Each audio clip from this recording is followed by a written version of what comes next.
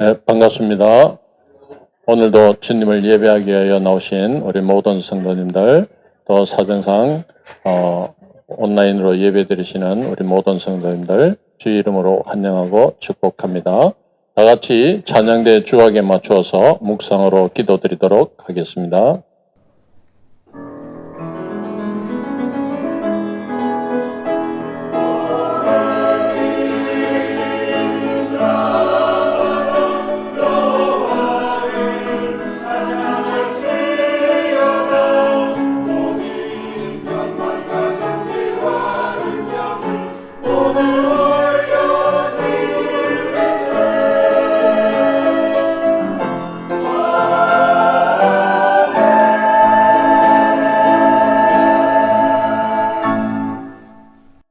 하나님 아버지 은혜를 감사드립니다. 오늘도 복되고 귀한 주의 날을 저희들에게 허락하여 주시고 주님을 예배하는 자리에 저희들을 불러주시니 감사합니다.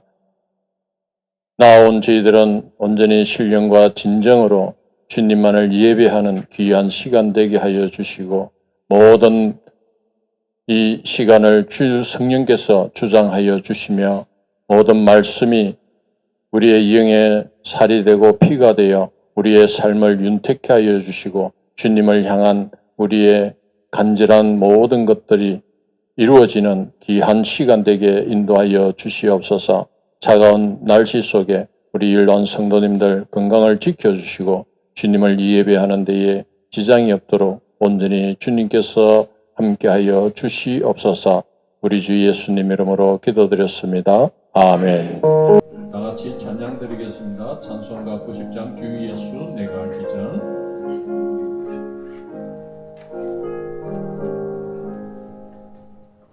주 예수 내가 알기 전 날 먼저 사랑했네. 그 크신 사랑 나타나 내 영혼 거듭나네. 주 내 맘에 늘 계시고 나 주의 안에 있어. 저 포도 미유 같으니 참 좋은 나의 친구. 내 친구 되신 예수님 날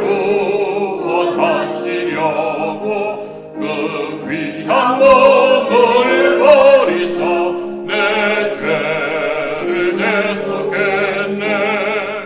나 주님을 늘 믿으며 그 손을 의지하고 내 몸과 마음을 바쳐서 끝까지 충성하리. 내 진실하신 친구여 그 주사 날 항상 보호하시고 내 방패 내옵소서.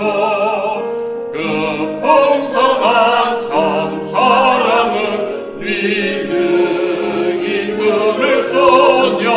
날 구원하신 예수는 참 좋은 나의 친구. 찬송가 357장 주 믿는 사람 일어나 찬양 드리겠습니다.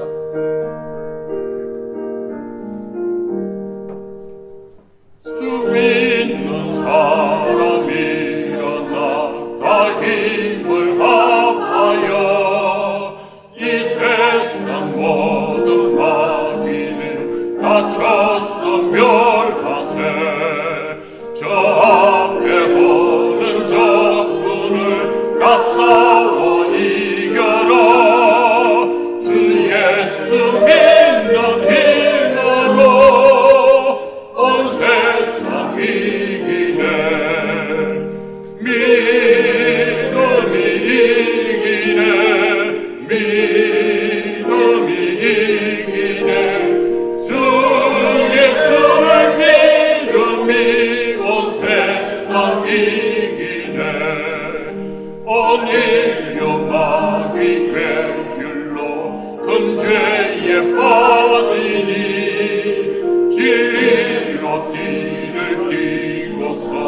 늘 기도 들으리세 참 믿고 의지하면서 겁없이 나갈 때 주 예수 믿는 힘으로 온 세상 이기네 믿음이 이기네 믿음이 이기네 주 예수의 믿음이 온 세상 이기네 끝까지 이긴 자에게 이 옷을 입히고 또 영생복을 주시니 참 기쁜 일일세 이 어두운 세상 지나서 저 천상 가도록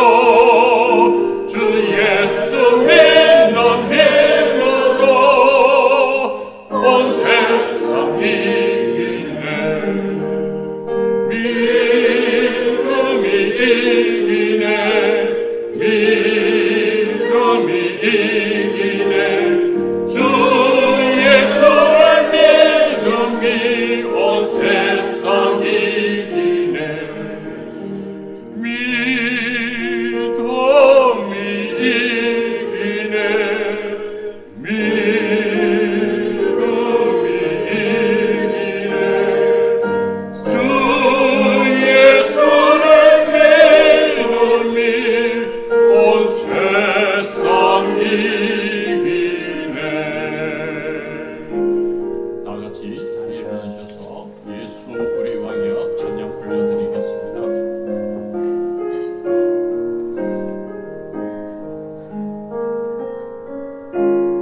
예수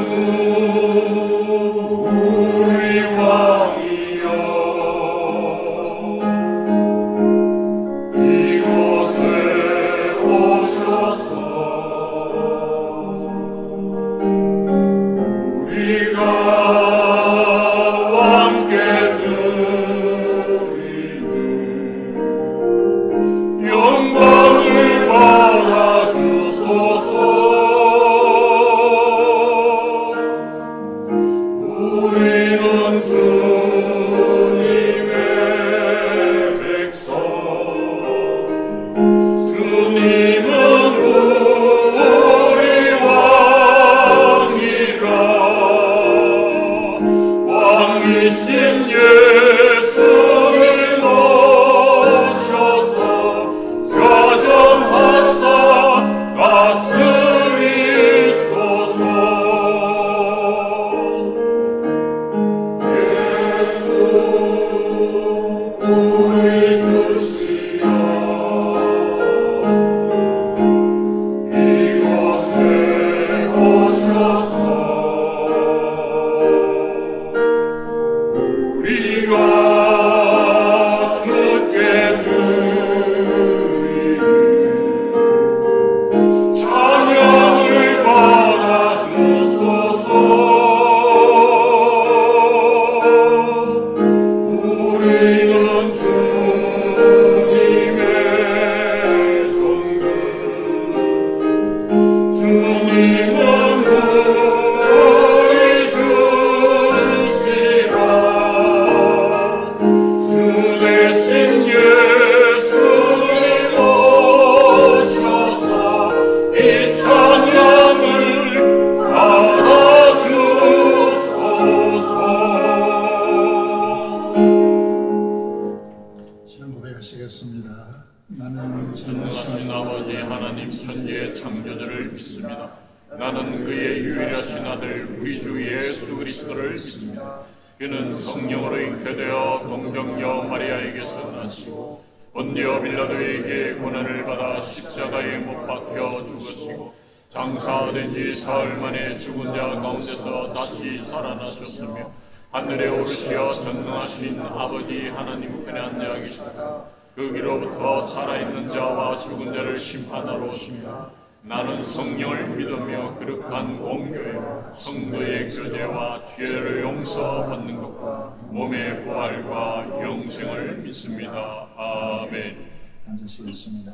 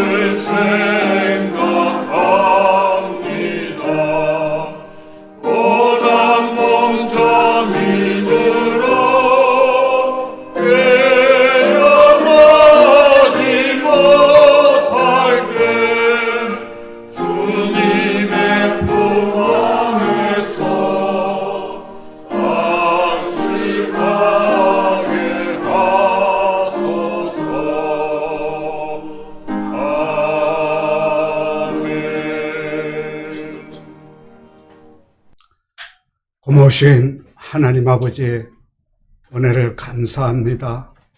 또 많은 아버지의 힘든 가운데 우리 성도들 이렇게 주일날 모아주셔서 주님 앞에 아버지 하나님 예배드리며 또 경배하는 이 가정 가운데 하나님께 감사와 존귀와 아버지 한 찬양과 기도를 품행하여 주시옵기를 간절히 기도하고 원합니다.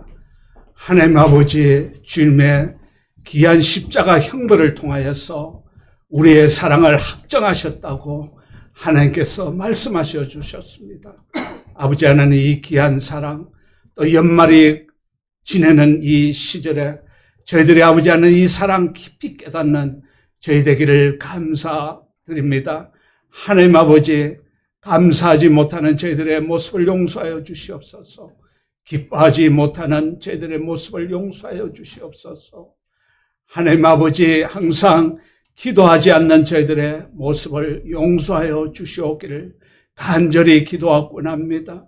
항상 최상의 삶으로 인도해 주시옵고 최선의 삶으로 인도해 주시옵고 제일 좋은 삶으로 인도해 주신 하나님의 아버지의 귀한 사랑을 깨닫지 모르고 알지 못하여서 때로는 아버지 하나님 불평과 원망과 감사하지 못하는 저희들의 삶을 아버지 용서하여 주시옵기를 간절히 기도하고 원합니다. 하나님 아버지 이 시간 특별히 아버지 간구합니다.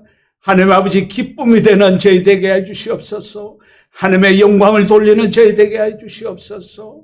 하나님의 가족으로서 아버지 한 가족의 그 역할을 다할 수 있는 자가 되기를 간절히 기도하고 원합니다. 아버지 주님의 아버지 하나님 우리 그리스도를 더욱더 닮아가기를 원합니다. 사랑의 사람, 겸손의 사람, 순결의 사람, 정직한 사람, 믿음의 사람, 선행의 사람은 아버지의 이 말씀을 통하여서 아버지 주님을 더욱더 닮아가기를 간절히 기도하고 원합니다. 하나님 아버지 저희들의 각자의 이 모습은 하나님을 섬기기 위해서 지음받았사오니 아버지의 이 섬김을 통하여서 이웃을 아버지가 섬길 수 있는 삶이 되기를 원합니다. 저희들에게 아버지 사명을 주셨습니다.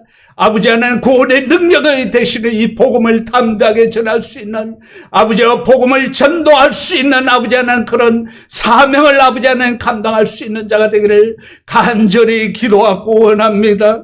사랑과 은혜 마시 아버지 저희들 교회를 위해서 간절히 기도하고 원합니다.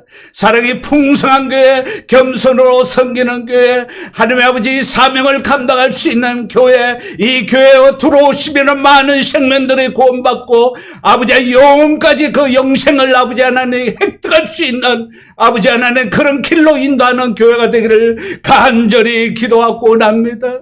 사랑과 은혜 많으시 아버지 비전센터 아버지의 건축 외에도 함께 해주시옵고 하나님께서 아버지 한 귀하게 사용될 수 있는 아버지 하나님 건축이 되게 해주시옵고 지금 부족한 아버지 하나님 여러 가지 아버지 하나님 주님의 공급하심을 간절히 기도하고 원하나오니 하나님께서 공급해 주시옵고 원만하게 아버지 하나님 공사할 수 있도록 하나님께서 도와주시옵고 아버지 하나님 안전을 지켜주시옵고 마무리 잘 될 수 있도록 하나님께서 역사하여 주시옵기를 간절히 기도하고 원합니다. 하나님 아버지 연로하신 성도님들 외에도 함께해 주시옵소서. 건강을 허락해 주시옵고 또 아버지 몸이 아프지 않도록 평안함을 허락해 주시옵고 하나님께서 아버지 기억력도 지켜주시옵고 노인성 질환 가운데서도 하나님께서 아버지 하나님 보호해 주시옵기를 간절히 기도합니다. 아버지 치료 가운데 있는 성도님 더욱더 빠른 회복의 길로 인도하여 주시오며 또 아버지 하나님 예배에 참석하지 못한 우리 권사님들 외에도 아버지 하나님 치료해 주시옵고 건강을 허락해 주시옵기를 간절히 기도하고 원합니다. 아버지 자녀의 결혼을 위해서 수고하신 아버지 가정들 위해 하나님께서 아버지 위로와 평안을 허락해 주시옵고 새 가정이 주님 안에서 행복한 가정을 이룰 수 있도록 역사하여 주시옵기를 간절히 기도하고 원합니다. 하나님 아버지 목사님 말씀을 전파하실 때 성령의 능력과 권능을 더하여 주시옵소서. 하나님의 은성을 들을 수 있도록 하나님 아버지 인도하여 주시옵기를 간절히 기도하고 원합니다. 아버지여 찬양단의 간절한 찬양을 통하여서 하나님 앞에 더욱더 가까이 나아갈 수 있는 아버지여 귀한 찬양이 되게 해주시옵고, 또 아버지 하나님 예배를 위해서 수고하는 우리 성도님들, 특히 아버지 하나님 밖에서 수고하시는 우리 성도님들 함께 해주시옵기를 간절히 기도하며 모든 말씀 우리 주 예수 그리스도 이름으로 기도드렸나이다.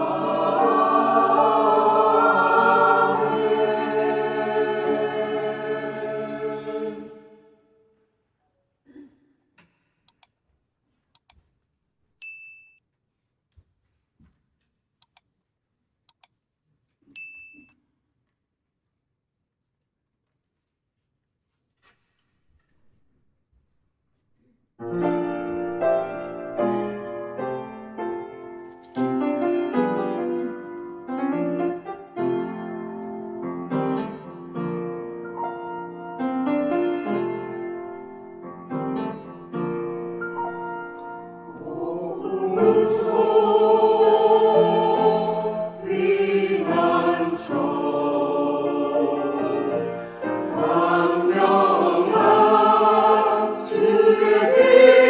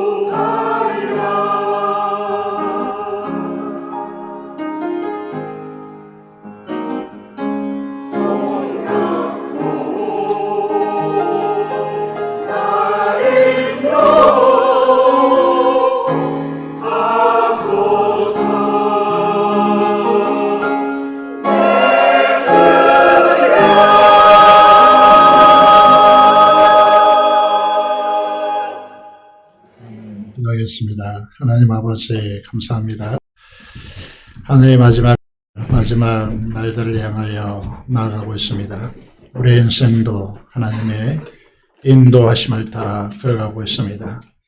우리의 삶은 이 땅에서의 삶이 아니라 영원한 천국에서 영원히 보내야 될 사람으로서 이 땅의 순례자의 길을 걸어가는데 우리가 긍휼히 여기며 서로를 위하여 격려하며 하나님 앞에서 함께 손잡고 주님의 이끄심을 따라 살아가는 우리의 삶이 되도록 하나님께서 역사하여 주시옵소서. 우리의 찬양을 험량하여 주시고 주님께서 날 인도해 달라고 하나님께 의탁하오니 이 찬양대로 우리의 삶을 주장하여 주시옵소서. 우리를 대표하여 하나님 앞에 간절히 기도하는 기도와 우리 성도들의 간절함을 가지고 하나님 앞에 기도하는 기도를 하나님께서 들어 응답하여 주시기를 간절히 손을 드립니다. 이 자리에 나오지 못한 우리 성도들의 모든 삶에 간섭하여 주시고 하나님의 능력으로 치료하여 주시며 하나님 앞에 동일하게 은혜를 입을 수 있도록 주께서 역사하여 주시옵소서. 본문에 있는 자들과 해외에 있는 자녀들 하나님께서 간섭하여 지켜주시고 주님 중심으로 살아갈 수 있도록 주께서 역사하여 주시고 선뒤에 흩어지는 자녀들을 위한 부모들의 기도가 있사오니 이 기도를 하나님께서 연락하여 주시기를 간절히 손을 드리며 우리 주 예수 그리스도의 이름으로 기도드리옵나이다. 아멘. 하나님의 말씀을 함께 보시겠습니다. 하나님의 말씀은 시편 139편의 말씀을 함께 보시겠습니다. 시편 139편 13절에서 18절의 말씀을 함께 보시겠습니다. 구약성경 904페이지에 있습니다. 시편 139편 13절에서 18절의 말씀을 함께 보시겠습니다. 주께서 내 내장을 지으시며 나의 모태에서 나를 만드셨나이다. 내가 주께 감사하옴은 나를 지으심이 심히 기묘하심이라. 주께서 하시는 일이 기이함을 내 영혼이 잘 아나이다. 내가 은밀한 데서 지음을 받고 땅의 깊은 곳에서 기이하게 지음을 받은 때에 나의 행체가 주의 앞에 숨겨지지 못하였나이다. 내 행실이 이루어지기 전에 주의 눈이 보셨으며 나를 위하여 정한 날이 하루도 되기 전에 주의 책에 다 기록되었나이다. 하나님이여, 주의 생각이 내게 어찌 그리 보배로우신지요, 그 수가 어찌 그리 많은지요. 내가 세려고 할지라도 그 수가 모래보다 많도소이다. 내가 깰 때에도 여전히 주와 함께 있나이다. 아멘. 지난 한 주간 잘 보내셨습니까? 분주한 일상 속에서도 영성을 가지고 사는 남은 기간들이 되어지길 원합니다. 지난주에 저도 너무 부른 데가 많아서 참 힘들었습니다. 가야 하는 자리가 늘 중요한 결정을 하는 자리이기 때문에 늘 부담스럽습니다. 여러분의 많은 기도가 필요한 사람입니다. 전에 경기 제일교회 목사님이 우리 연합목장 수련회 와서 강사를 한 적이 있습니다. 그때 물은 답을 알고 있다라고 하는 책을, 이 내용을 소개한 적이 있습니다. 제일교표 2세와 결혼을 했고 일본 사람입니다만 미국에서 자기 공명학을 연구하여서 박사학위를 취득하고 물의 결정체를 연구하여서 이 책을 세상에 내놓았습니다. 내용을 잠시 들여다보면 사랑한다, 감사한다 라고 하는 말을 반복했을 때 우리의 입자는 건강한 생명의 물인 육각체로, 육각행으로 이제 변화하였습니다. 하지만 바보야 라고 말하고 분노하고 욕하고 악마라고 했더니 정말 물의 입자가 흐트러지거나 또는 악마같이 그렇게 분노한 모습으로 입자가 변했다라고 실험 결과를 우리에게 전달하고 있습니다. 물을 컵에 담고 소리내어 기도했더니 기도 소리를 들은 물의 입자가 기도한 전과 후로 이렇게 바뀌었다라고 그렇게 이제 실험의 결과를 소개하기도 합니다. 어제 결혼식 날에 그 지역에 눈이 많이 오고 춥다는 일기예보가 있었는데 많이 기도해 주신 여러분에게 감사를 드리고 결혼식장에 선 권사님이 기도를 많이 해서 덥다고 그렇게 하시면서 옷들을 벗었습니다. 저도 많이 더워서 어제 주례하면서 땀을 참 많이 흘렸습니다. 기도는 놀라운 힘을 가지고 있습니다. 우리가 건축에 있어서 비전센터 건축 마무리 단계에 있는데 이 마무리 단계에 오면 다 됐다 이게 아니고 기도가 참 많이 필요합니다. 늘 재정이 마지막 부분에서 딸리기 때문이죠. 그래서 기도하고 지난 금요일에 기도원에 간 장로님들이 그 모임 결과를 이제 보고하시더라고요. 하나님은 그게 되겠나 힘들겠다 이런 정서가 있었겠지만은 하나님께서는 언제나 우리의 기도에 역사하시는 하나님이심을 믿고 여러분 가정이나 또 여러분 교회 곳이나 여러 필요한 곳에서 소리내어 기도하면 좋겠습니다. 양파 실험을 했습니다. 나쁜 말을 이제 지속적으로 했더니 이 나쁜 말을 들은 양파는 물에 담겼지만은 뿌리를 내리지 못하고 죽어버렸습니다. 그러나 좋은 말을 들은 양파는 사랑에 잘 자라렴 그리고 참 예쁘다라고 하는 말을 반복해서 들은 이 양파는 건강한 뿌리를 내리고 싹을 피우는 그런 것을 우리 신호를 통해서 이제 확인이 되었습니다.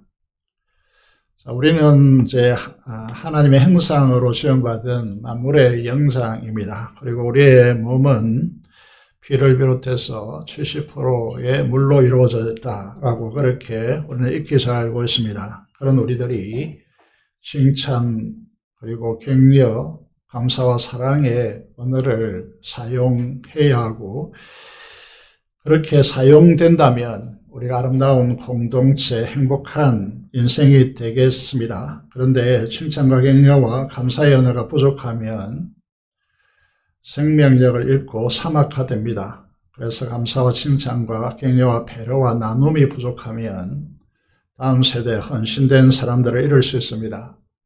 그래서 우리가 이 생명의 언어, 천국의 언어처럼 감사합니다. 칭찬하는 그런 교회가 되어서야 하겠습니다. 그래서 은혜의 훈련이 필요하죠. 그래서 나타나는 대로, 서 있는 대로 참 사랑합니다. 고맙습니다. 행복합니다. 우리 칭찬받을 때도 다 주님의 은혜입니다. 이렇게 늘 반복해서 언어를 사용하면 좋겠습니다. 자, 옆 사람 보면서 한번 훈련해 볼까요? 사랑합니다. 고맙습니다. 행복합니다. 다 주님의 은혜입니다.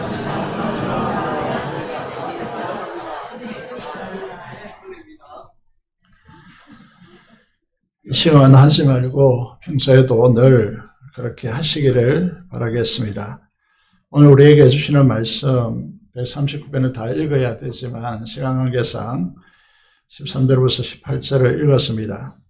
이 시편을 읽어보면 감격으로 하나님을 향한 감사의 언어로 가득 차 있다는 사실을 보게 되어집니다. 이 시편 139편의 말씀을 보시면 제목에 이렇게 잡혀있죠. 다윗의 시다 이렇게 되어 있고 콤마를 찍고 그 다음에 인도자를 따라 부르는 노래이다 이렇게 되어 있습니다. 이 의미는 무엇일까요? 다윗의 시가 구약 교회의 예배에 공식적으로 찬양으로 사용되고 있다라는 것이죠. 이 찬양의 힘은 대단해서 찬양을 부르면 부름으로써 그들의 믿음과 신앙에 크나큰 영향력을 가져온다는 것입니다. 이 시편 139편이 차지하는 그 중요성은 모든 시편의 출발점이 된다. 모든 신앙의 기초가 된다라고 그렇게 알려져 있습니다. 그래서 중요하다는 것이죠. 다윗과 이스라엘 공동체는 시편 139편을 통해서 무엇을 노래하고 있습니까? 1절에서 4절을 이제 요약해 보면 하나님께서 우리의 상상 속에서 천지신명께 기도한다 이런 이제 것이 아니고 나를 살피고 구체적으로 나를 하신다고 그렇게 고백하고 있습니다. 나의 행동을 아시고 모든 일과 모든 행위와 나의 말과 마음의 생각까지도 하나도 모르는 것이 없다. 이렇게 하나님을 향하여서 고백하고 있습니다. 하나님께서 우리의 마음의 생각까지도 다 들여다보고 계시다라고 그렇게 말씀하고 있는 것이죠.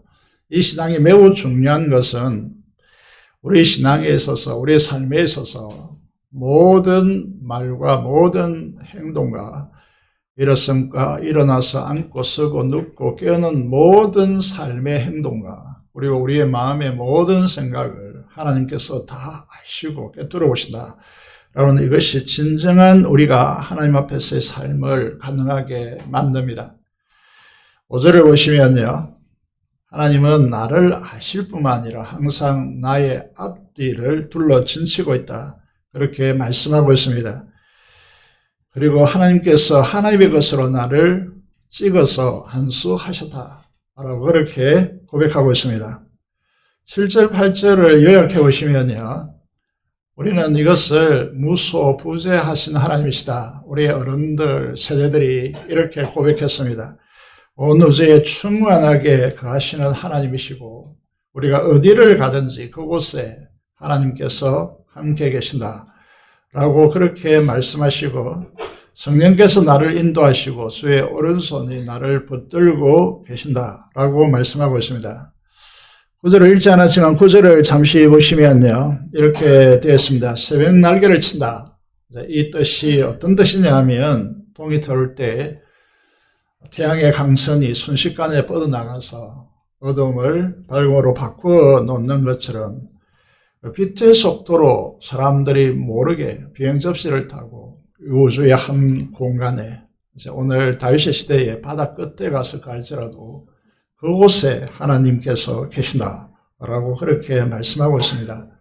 그래서 11절에 보면 사람들은 죄를 짓고 어둠 속에 사람들이 모르는 상황 속에 숨을 수 있다고 생각했지만 하나님께는 불가능합니다. 하나님은 어둠과 빛이 의미가 없고 우리가 천국을 모사할 때 계시록에 보시면 태양과 달이 더 이상 쓸데없고 하나님의 영광의 빛이 그 천국을 온전히 비추는 공간이다. 이렇게 소개하고 있음을 우리가 보게 되어집니다. 여러분 최근에 우리의 정치적 상황이나 세상의 사회적 구조 속에서 사람들은 자신의 비밀을 숨길 수 있다고 생각하지만은 하나님은 결국 드러내십니다. 이것이 두렵고 무서운 것이죠.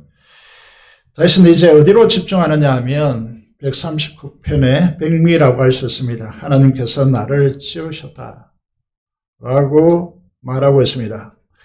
하나님께서 우리는 이제 뱃속에서 잉태되어서 산모의 뱃속에서 저절로 형성되는 것 같이 그렇게 생각합니다만은 다윗은 어머니의 뱃속에서 하나님께서 나를 지으셨다라고 그렇게 고백합니다. 여러분 어느 것이 사실일까요? 자연적으로 이루어졌을까요? 아니면 하나님께서 우리를 창조하셨을까요? 여러분 오늘 저절로 자연이라는 미명 아래서 스스로 연한다라고 하는 이 의식이 진화론적 사고 구조 속에서 깊이 깔려있는 세상 속에서 우리는 살고 있습니다. 그렇게 학습되어 있습니다. 여러분 오늘 13절의 말씀은요.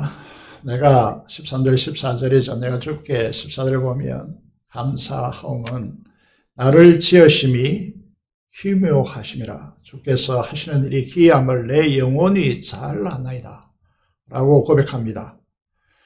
우리 혈관을 보시면요, 몸사랑 원장께서 오셔서 강의를 했습니다만은 우리 몸의 혈관은요 12만 킬로미터입니다.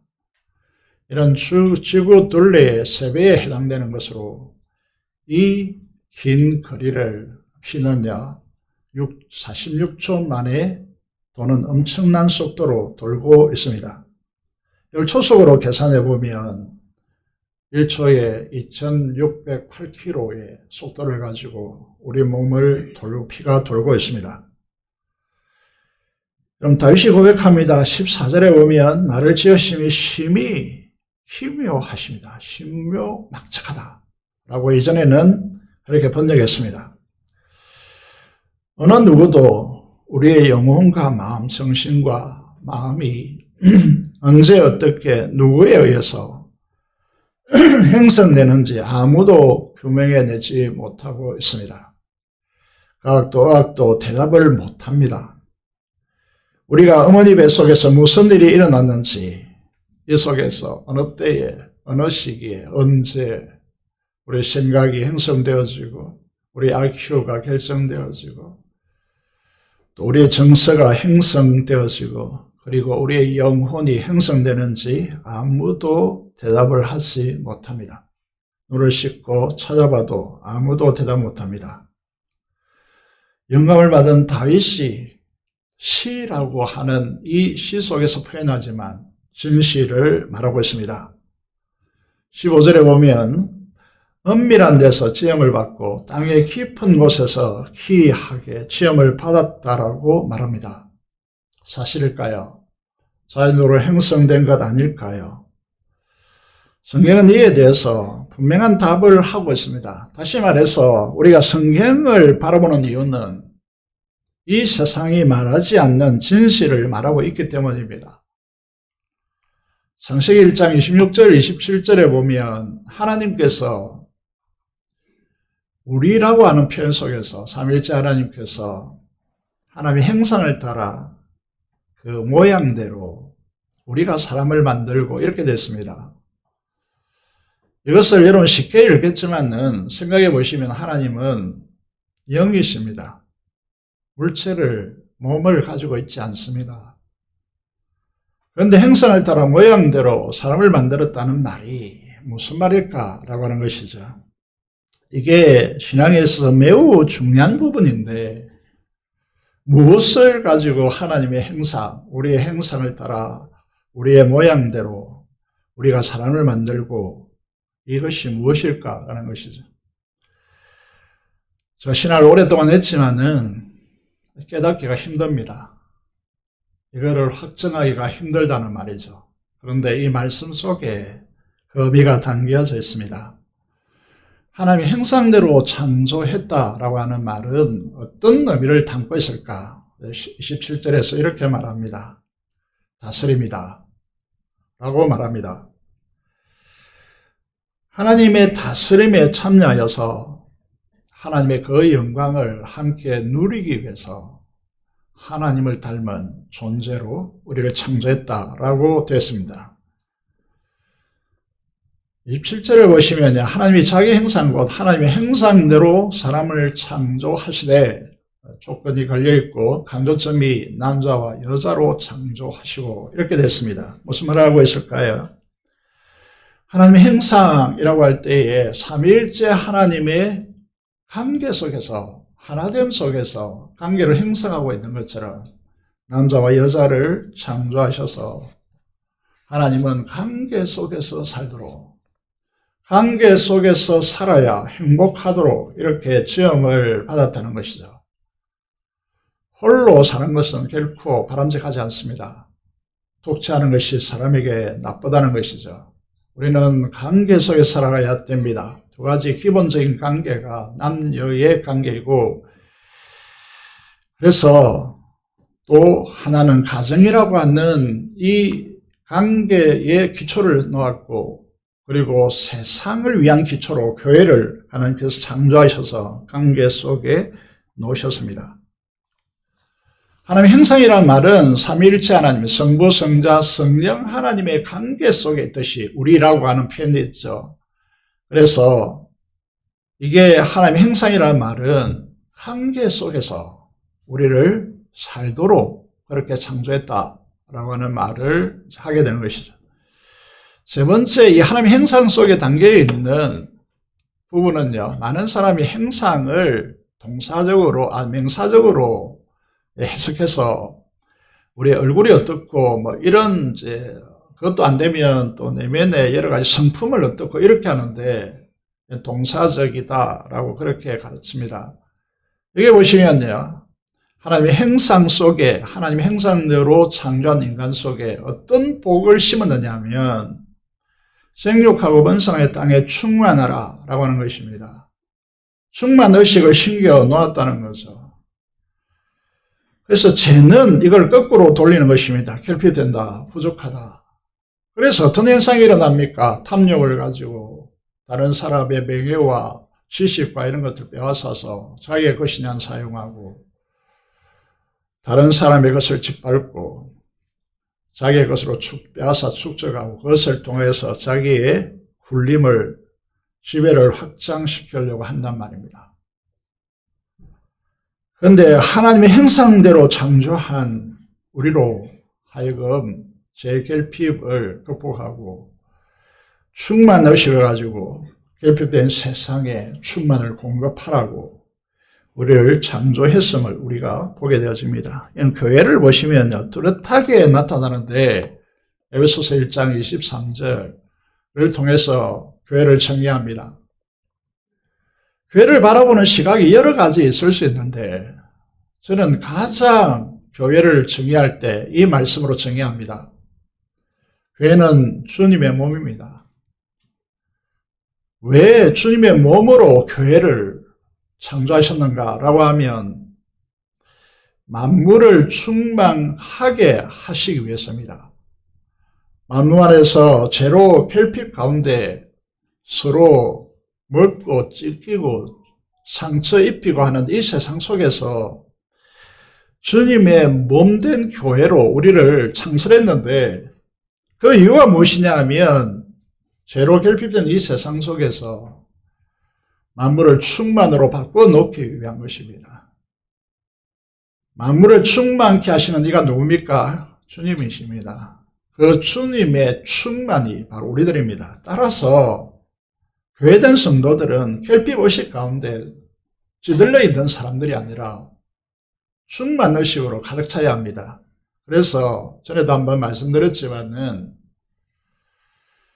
미국 교포사에서 가장 큰 교회를 담임하다가 문제가 일어나서 이제 개척하여 나갔는데 수많은 사람 다시 모였죠. 강순민 목사님 계신데 온 우주와 자연에는 하나님의 충만 의식으로 가득하다. 그래서 그런 성도들이 모여야 이 세상의 결핍을 뚫어내고 하나님의 충만으로 채울 수 있다는 것이죠. 그래서 우리 회의를 하거나 중요한 결정을 할 때 충만 의식으로 결정을 해야 됩니다. 왜 교회가 필요하냐라고 할 때 주님은 그 목적을 분명히 하는 것이죠. 그래서 하나님의 형상대로 지음받은 우리가 죄악에서 구원받아서 하나님의 자녀로 회복되었을 때 우리가 사고해야 될 사고의 방식이 무엇이냐라는 것이죠. 충만 의식으로 가득 차야 한다. 이게 하나님의 형상대로 지음받은 본질이다라고 하는 것이죠. 시편 139편 15절 16절로 넘어가 보면 다윗은 놀라운 고백을 이어갑니다. 자신이 하나님께서 자신을 창조하셨다는 것입니다. 은밀한 곳에서 기이하게 지음을 받았다고 말합니다. 그리고 자신의 행절이 이루어지기 전에 주의 눈이 보셨다라고 말하고 있습니다. 다윗은 자신을 위하여 정한 날이 하루도 되기 전에 주의 책이라는 것이 있는데 잘 아시죠? 생명책이라고 부릅니다. 그 책에 다 기록되어 있다라고 고백합니다. 이해가 되십니까? 분명히 말이 안 되죠. 시를 잘 아시는 분들은 이렇게 말할 것입니다. 시적 표현이지 사실이 그렇겠나? 이렇게 해석하려고 합니다. 그런데 놀랍게도 이것은 팩트입니다. 사실이라는 거죠. 실제 표현이 아니라는 거죠. 우리 에베소서 1장 4절의 말씀을 보시면 우리를 창세 전에 그리스도 안에서 우리를 택하셨다. 이게 조금만 생각해 보시면 창세 전에 그리스도가 있었습니까? 그리스도로 이 땅에 오지 않았단 말입니다.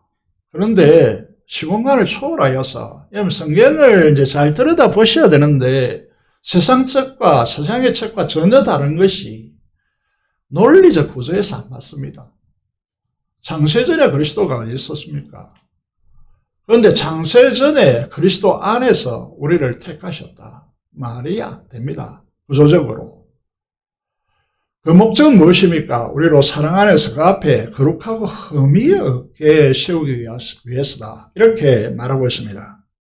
사도 바울도 다윗과 같이 내 형질이 이루어지기 전에 주님께서 나를 보셨다라고 다윗이 고백했다면, 사도 바울은 창세전에 그리스도 안에서 이 땅에 오게 되질 예수 그리스도 안에서 우리를 택하셨다라고 되어 있습니다. 왜 이런 세계가 열리는가 하면, 이제 사도 바울도 고백하지만 자기가 율법을 배워서 율법의 대가가 되고 자기의 지식을 통해서 이게 열리지 않았기 때문에 이 모든 것들을 배설물로 여긴다, 이렇게 했단 말입니다. 그럼 다윗도 어떻게 고백합니까? 이것을요, 하나님께서 다시 말해서 열어서 보여주셨기 때문에 그가 알게 되어진 영적 지식이라고 말합니다. 여러분, 우리의 인생에, 다윗의 생애에 징검다리가 딱 3가지 중요한 징검다리가 있다고 저는 그렇게 판단하고 생각하고 있습니다. 그것이 어디냐 하면 화면에 떠 있는 대로 첫 번째 시편 22편입니다. 시편 22편은 여러분들이 잘 아시다시피 대부분 이제 잘 알 것입니다. 모르는 분들은 확실하게 시편 22편을 읽어보시기 바랍니다. 주님의 십자가를 진술하고 있습니다. 예언적으로 진술하고 있단 말이죠. 다윗이 예수님 태어나기 1000년 전의 사람입니다. 그리고 시편 16편은 주님의 부활을 예언하고 있습니다. 주께서 내 영혼을 서울에 버리지 아니하시며 주의 거룩한 자를 멸망시키지 않을 것입니다. 시편이 정말 엄청난 이제 말씀인데 여기에 주님의 부활을 기록해 놓고 있다는 거죠. 주님의 십자가 부활이라고 하는 이 인생의 징검다리. 그리고 놀라운 사실은 우리가 에베소서 2장 5절 6절을 통하여 시편 110편 1절의 말씀을 바라보시면요, 사도 바울은 이렇게 고백했습니다. 여러분, 이게 이제 여러분 에베소서 2장 5절 6절을 잘 아시는 대로 인정하지 않아도 잘 아시죠.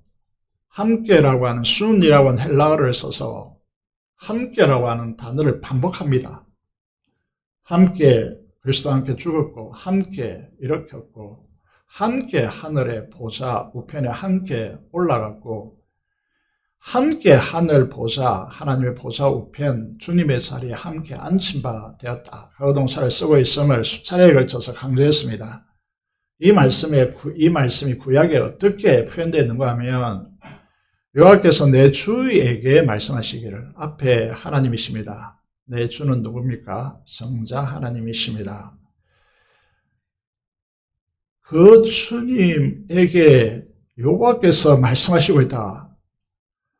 내가 내 원수들로 내 발판이 되게 하기까지 너는 내 오른쪽에 앉아있으라 하셨도다. 주님께서 초림하셔서 십자가에 죽으시고 부활하셔서 40일 동안 계시다가 천국에 올라가셨습니다. 승천하셨죠. 그리고 하나님 보좌 우편에 앉았습니다. 그리고 이 역사, 주님의 재림의 역사 때까지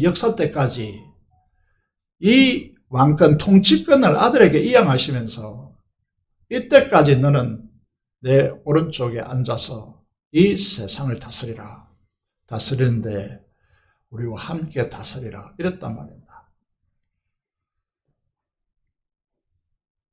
이해가 되십니까? 신앙은 우리의 머리로 하는 것이 아닙니다. 이해하려고 하는 것이 아닙니다. 되어지는 것이 아닙니다. 여러분, 이게 이게 논리적 구조 속에 도무지 들어오지 않는 구조겠지만은, 그래서 믿음이 중요하고, 로마서 강의를 하면서 제가 그렇게 말씀드렸습니다. 로마서 6장 11절을 인용하여서 여기라, 받아들이라. 이해를 한다고 이해가 되는 것이 아니고 다 이해할 수도 없는 것이다 라는 것이죠. 예수님의 제자들도 이 사실을 너무 잘 알았습니다. 그래서 성령께서 임하시고 충만함을 받아서 오순절에 모인 유대교를 믿거나 전향하는 사람에게 긴 설교를 하죠. 그때 제자들이 뭐라고 합니까? 전전 2장 30절 32절에 보면 다윗 왕을 가리켜서 단언적으로 이렇게 진술합니다. 그는 선지자라고 합니다. 아무도 다윗을 선지자라고 말하지 않았는데 이 선지자라 단정해 버립니다. 왜 선지자냐 말할 때 하나님이 이미 맹세하사 그 자손 중에서 한 사람을 그 위에 앉게 하리라 하심을 알고 했습니다. 이분이 누굽니까? 예수 그리스도십니다. 그리고 미리 본 거로 터득해서 하는 것이 아닙니다. 하나님께서 미리 열어서 보여줬기 때문에 미리 본 거로 그리스도의 부활을 말하되 이렇게 됐습니다. 그래서 우리가 지금 그리스도의 부활을 주장하는 것이 아니고 이미 성경에 천년시대 전부터 예언된 것이고 그것이 오늘 실현되었다. 이렇게 말하고 있습니다. 그것도 다윗을 통하여.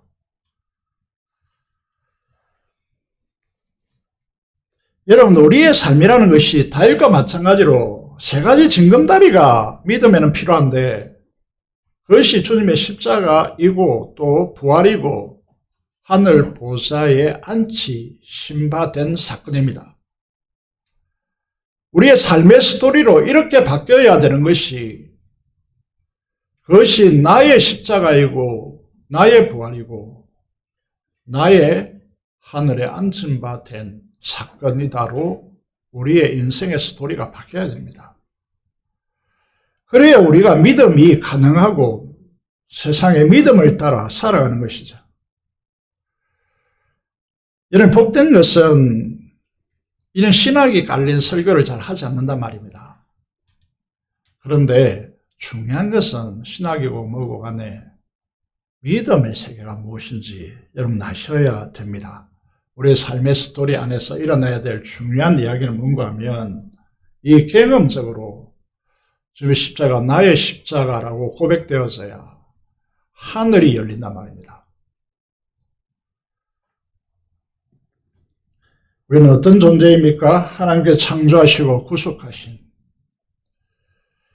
심히 기묘한 존재입니다. 창조와 구속과 인도하심의 기이함을 우리는 알아야 합니다.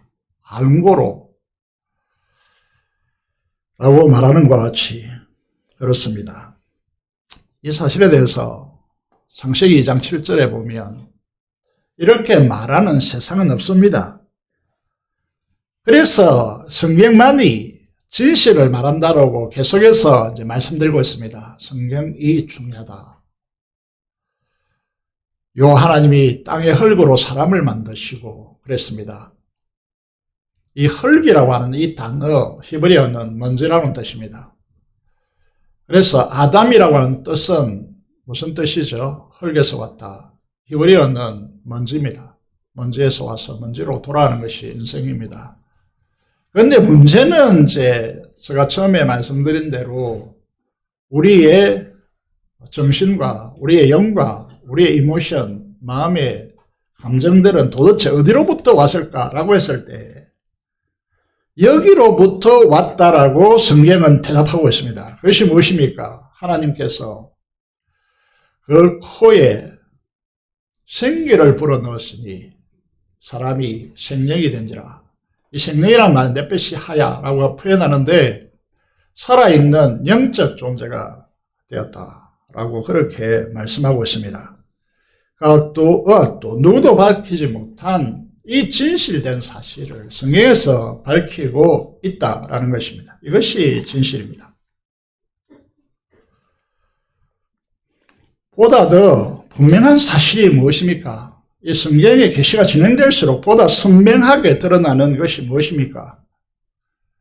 그래서 우리가 말씀을 사랑하고 말씀을 묵상하고 그 말씀을 가지고 하나님께 기도하는 것이죠. 그래서 여기를 따라서 추적해 보면요, 에스겔 36장 26절 27절에 수차례에 걸쳐서 언급하고 있기 때문에 우리가 예수 그리스도의 십자가의 죽음과 부활을 나의 것으로 믿으면 우리의 죄를 제거하시고 영원한 생명을 하나님께서 부여하십니다. 하나님께서 구속받은 우리에게 새 영을 우리에게 주십니다. 이걸 거듭났다 이렇게 말합니다. 부활의 영을 입었다 이렇게 말합니다. 그리고 죄악에 따라서 살아가는 이 습관된 마음, 굳은 마음, 거기에 습관되어 있는 굳은 마음을 제거하고 하나님 말씀을 따라 행할 수 있는 새 마음을 우리에게 주십니다. 거기다 결정적으로 우리에게 하나님의 영, 내 영을 우리에게 주어서 그 목적은 어디에 있습니까? 너희로 내 율례, 내 규례를 지켜 행하게 하기 위해서다. 이렇게 됐습니다. 구절을 보시면요, 로마서 6장 강의에서도 말씀드린 것 같이 하나님의 법을 순종하기 위해서 이런 장치를 하셨습니다.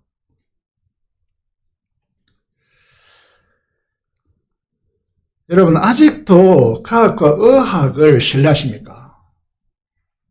그것을 따라서 여러분은 그 말을 듣고 그 행동하십니까? 인간이 고안내낸 철학적, 진화론적 학문을 숭상하십니까? 그것을 의존하여 인생을 살아갑니까? 아니면 절대 진리인 이 성경에 기초하고 그 성경에 따라 성경의 말씀에 순종하고 믿음으로 살아갑니까? 이 엄청난 도전이 우리 시대 앞에 주어지고 있는 것입니다. 하나님의 율례와 규례를 지키기 위해서 하나님께서 모든 것을 다 하셨습니다. 그래서 계명을 순종하는 것이 왜 그렇게 중요할까요? 근본적으로 돌아보면 하나님께서 아담과 하와를 하나님의 형상대로 창조하시고 어디에 두십니까? 에덴에 두십니다. 에덴의 뜻이 무엇입니까? 에덴의 의미가 무엇입니까? 기쁨이라는 단어죠. 기쁨이라는 뜻입니다. 우리말로 기쁨이라는 것이죠. 기쁨의 동산에 두십니다. 보시면요, 기쁨의 동산에 보기 아름답고 먹기에 좋은 나무가 나게 하셨습니다. 동산 사방으로 물이 흘러내리는데 우리가 이제 익숙한 두 강은 우리가 알 수 있죠. 유프라테와 유프라테스라고 하는 강이 히데겔이라는 강을 우리는 잘 알고 있습니다. 네 강이 흐르고 그 땅에는 금과 호마노 같은 보석이 절벽에 깔려있다라고 그렇게 소개하고 있습니다. 하나님께서 아담과 하와에게 에덴 동산에서 기쁨의 동산에서 행복하게 살라고 하는 이 동산에서 그 행복하게 사는 비결로서 무엇을 제시합니까? 네 마음대로 살아라 이렇게 말합니까? 그게 이제 창세기 2장 15절 16절의 말씀입니다. 동산 각종 나무의 열매는 네가 임의로 먹되 네 마음대로 먹되 선악을 알게 하는 나무의 실과는 먹지 말라. 네가 먹는 날에는 반드시 죽으리라. 그렇게 말씀하고 있습니다. 사탄은 장난을 쳤습니다. 인류 사회에 장난을 쳤단 말입니다. 동산 중앙에 뭐가 있습니까? 선악과만 있다고 착각하게 만들었습니다. 그 동산 중앙에 핵심적으로 있는 나무가 생명나무입니다. 이걸 가립니다. 전도를 제가 대학교 다닐 때 수많은 대학생에게 전도를 해봤는데 한결같이 묻는 것이 뭐냐면 인간의 타락을 내다보면서 왜 선악과를 만들었느냐. 이렇게 배웠습니다. 많은 이들에게 이렇게 배웠습니다. 하나님은 우리를 로봇으로 만들지 않고 자유의지를 줘서 우리로 자원함으로 하나님께 순종하게 하려고 했다. 이게 설명이 잘 되지 않았습니다. 많은 신학자와 목회자들이 선악과를 하나님께서 우리에게 주신 자유의지라고 해석을 했습니다. 틀렸습니다. 저는 언약이라고 늘 말합니다. 어렵게 여겨지겠지만 너무나 중요한 것입니다. 우리의 믿음이 달려있는 문제입니다. 칼빈은 이렇게 말합니다. 생명나무를 성찬이다 이렇게 말합니다. 왜 칼빈이 위대하냐 하면 여러분 성경 전체는 무엇을 말하고 있느냐 하면 우리 죄를 주님의 십자가로 제거하시고 주님의 몸된 교회는 모여서 주님의 몸과 살을 먹는 성찬을 가지라 라고 말하고 있습니다. 성찬의 의미, 여기에 주님께서 드라마틱하게 이 중요성을 우리에게 부여하기 위해서야 오병이 여의 기적을 일으킵니다. 그러면서 그 뒤에 요한복음의 6장에 있죠. 이것은 너희가 배불리 먹는 것이 중요한 것이 아니고 나는 하늘로서 내려온 너희의 양식이고 음료로다. 내 삶과 내 피를 먹고 마시라. 그렇지 않으면 너에게 생명이 없다. 이렇게 말씀하시는 걸 이해를 사람들이 잘 못합니다. 이게 생명나무와 연결되어야 이게 이해가 되거든요. 성경은 한마디로 다 이렇게 말합니다. 생명나무이신 성자 하나님과 너희가 그 몸과 살을 서로 먹고 마심으로 나누고 연합되어야 하나님께서 예비하신 영광의 나라에 이르고 그 영광을 누릴 수 있다. 이렇게 말합니다. 이게 진리의 핵심이다 라고 말합니다. 어제 결혼식이 있었습니다만은 결혼식에 많은 말들이 있겠죠. 그런데 부부가 서로 도와서 주님과 연합하고 하나 되는데 가정이 필요하다. 이게 메시지의 핵심입니다.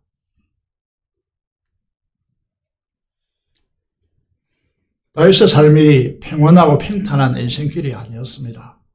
그럼에도 불구하고 이런 주옥 같은 시와 찬양을 빚어낼 수 있는 것은 생명나무이신 주의 진리의 말씀을 통해서 세 가지 징검다리, 주님의 십자가 부활과 성천에서 주님과 연합하여 이제 함께 안침받아진 이 세 가지 징검다리가 나의 스토리로 바뀌어야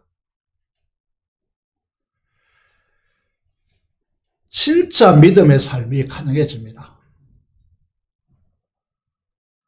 그래서 많이 안다고 하는 사람들 만나보면 굉장히 인간의 사유, 인간의 생각이 많이 갈려 있습니다. 그래서 자기가 최고인 줄 알고 자기의 생각, 자기의 주장이 갈리는 것입니다.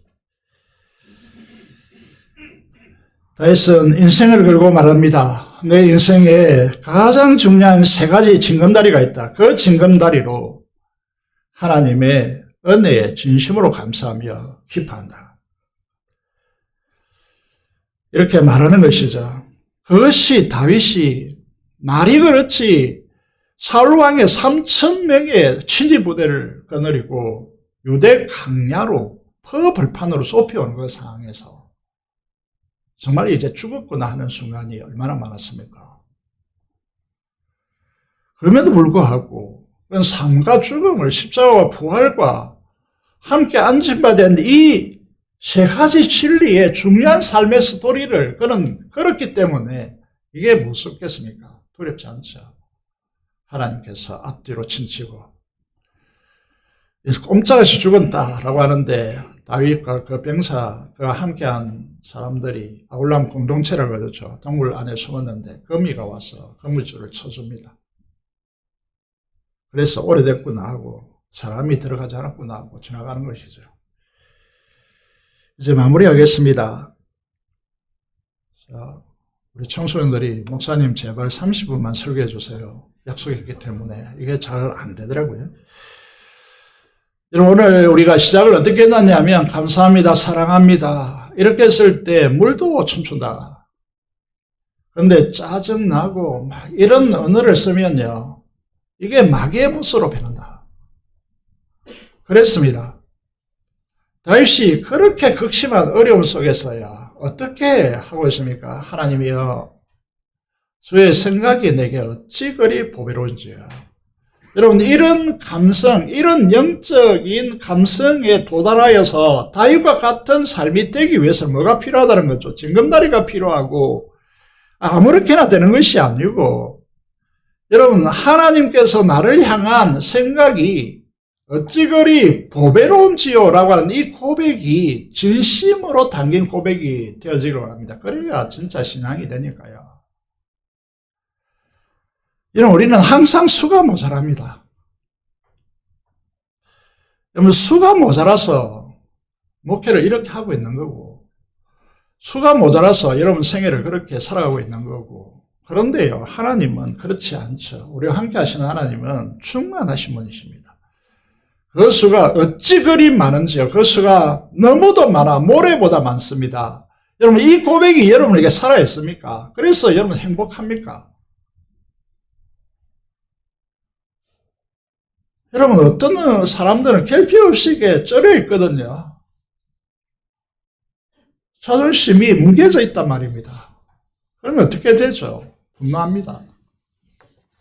화냅니다. 조그만 상황이 되어져도요, 자기 생각으로 비판하죠. 판단합니다.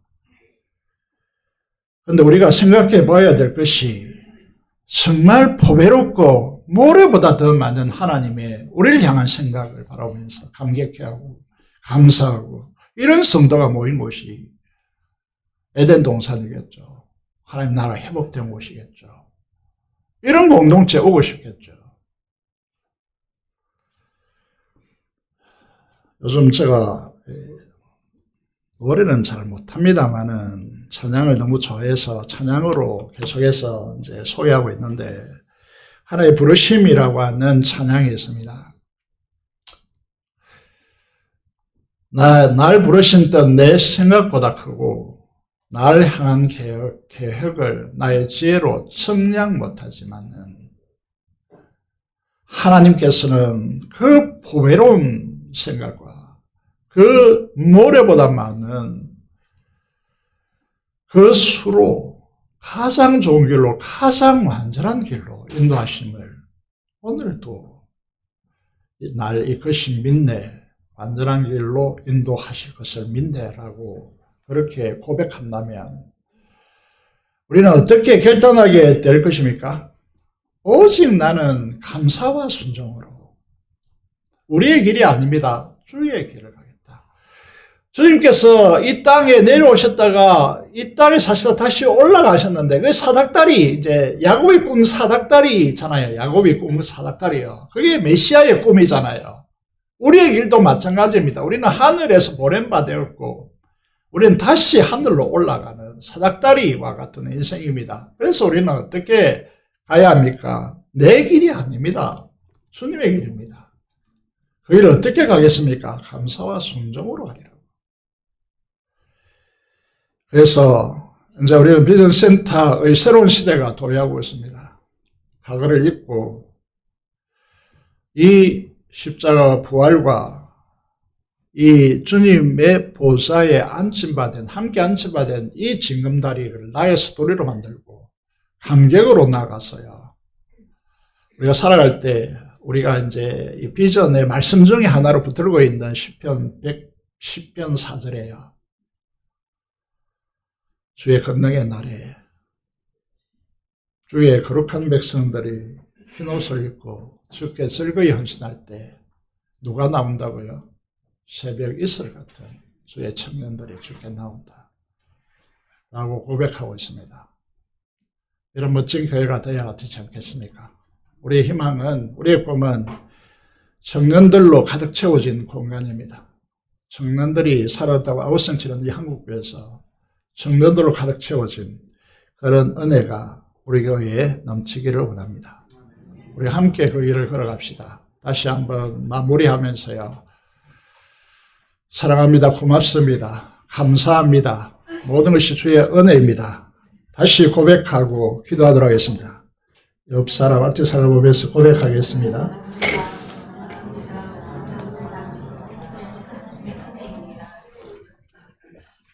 아멘도 이런 목소리도 소울럼으로 내시고 지금보다 한 3배 정도 커져야 됩니다. 이제 감사합니다 한마디만 외치고 함께 기도하도록 하겠습니다. 옆 사람에게 감사합니다 라고 하겠습니다. 기도하겠습니다. 나를 아시고 나를 부르시고 나를 보내신 나의 하나님의 그 사랑과 그 보배로운 많은 생각과 모래보다 많은 수로 인하여 하나님 앞에 감사합니다 라고 하는 이 고백을 가지고 기도하고 민족과 통일과 이제 복음과 통일을 발전하는 선교사를 위해서 아름성으로 기도하겠습니다. 기도하겠습니다. 살아계신 아버지 하나님, 나를 감사합니다. 나를 부르시고 나를 창세 전부터 하시고 때가 되어서 복음 안에서 부르시고 이 땅에 파송된 자로 살아가게 하심도 너무나 감사를 드립니다. 하나님께서 우리를 사랑하여 주심을 진심으로 감사를 드리며 나의 하나님 되심을 고백하며 하나님께 설 수 있도록 도와주시고 민족과 통일 발전된 선교사를 통하여 일하시는 하나님 앞에 호소합니다. 간절히 간구합니다. 하나님께서 피어난 통일을 허락하여 주시고 이 지역의 복음화를 저희들이 반드시 이룰 수 있도록 도와주시고 우리가 파송하고 지원하는 모든 선교사를 통하여 함께 동력하는 선교사가 되어서 일할 수 있도록 도와주옵소서. 우리 주 예수 그리스도의 이름으로 기도드리옵나이다. 아멘. 찬송가 309장 찬송 드리면서 준비한 대로 감감하도록 하겠습니다.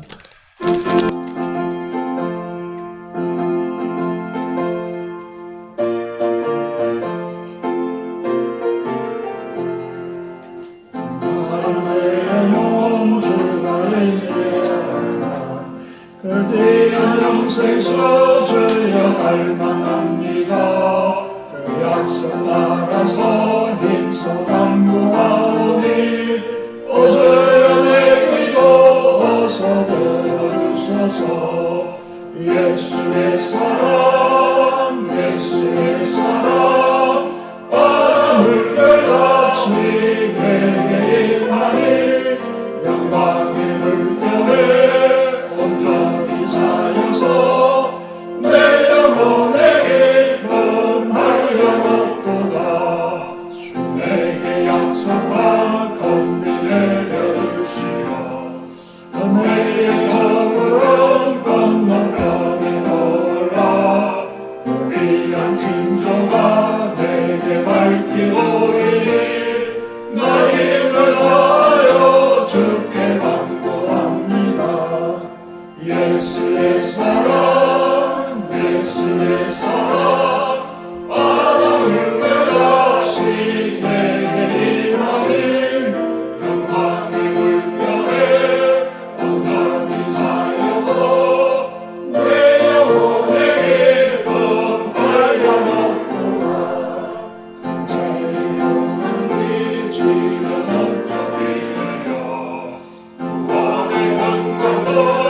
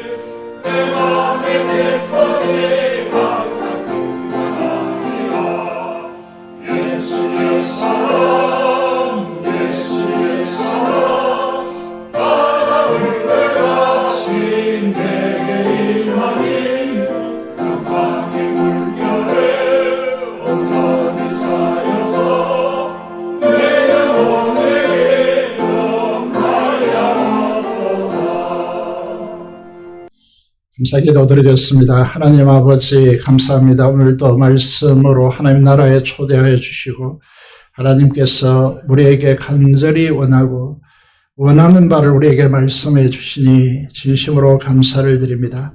이 은혜에 젖어서 사는 감사의 인생이 되게 하여 주시기를 간절히 손을 드렸고, 오늘도 주의 은과 목적은과 11조 하나님 앞에 드립니다. 이 드림을 흠량하여 주시고, 특별히 건축을 위하여 하나님께 헌신하는 귀한 종들 위해 하나님께서 두 손 들어 축복하여 주시기를 간절히 손을 드리며, 하나님께 드린 만큼 하나님께서 넘치고 누르고 흔들어 넘치도록 양겨 주리라고 하는 하나님의 약속의 말씀을 누리기에 부족함이 없도록 하나님께서 두 손 들어 축복하여 주시옵소서.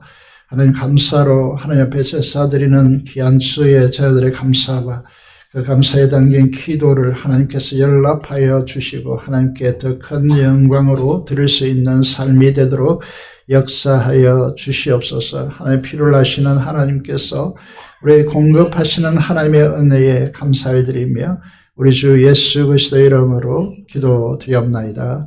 아멘.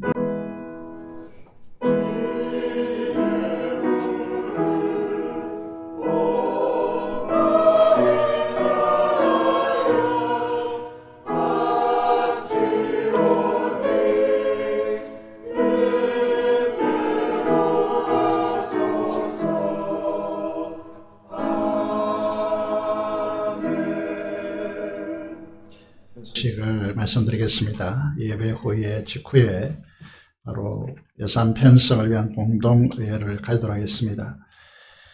화장실 잠시 다녀오는 시간 외에 다 그 자리에 앉아주시면 감사하겠습니다. 성탄절 행사 예정 안내가 있습니다.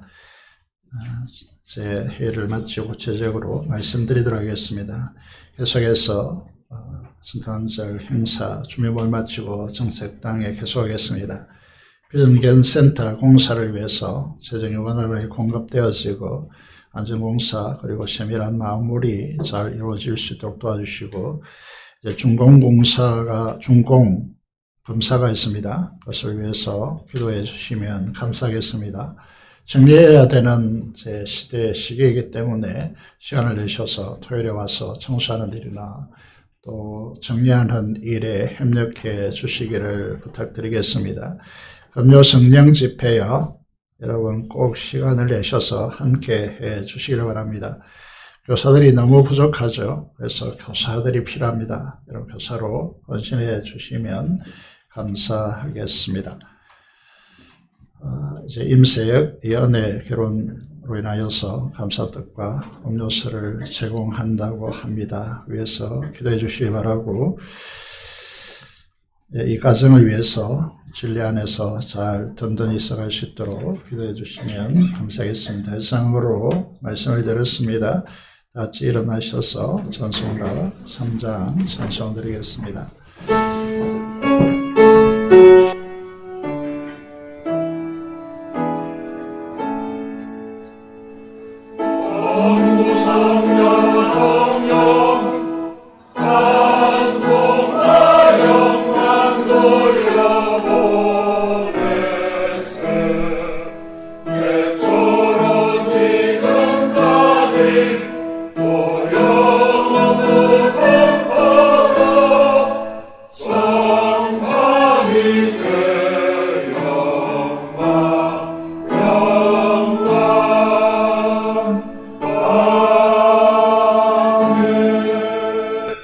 축복을 받겠습니다. 지금 우리 주 예수 그리스도의 은혜와 하나님 아버지의 무한하신 사랑하심과 성의 고통 충만 감화 감동하심이 오늘 하나님 앞에서 창조받고 구속받아 아버지 거듭난 모든 하나님의 축복된 역사를 바라보며 하나님 앞에 오직 감사와 순종으로 이 길을 가리라고 다짐하는 모든 성도들의 심령과 가정과 생업터전 위에 지금부터 영원토록 함께 하시기를 축원합니다. 아멘.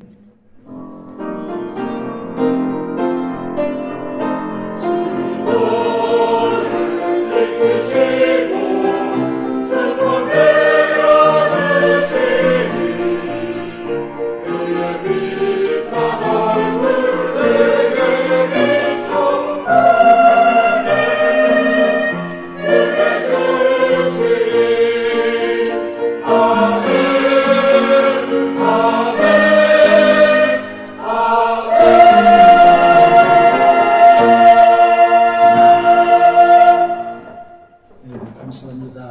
We believe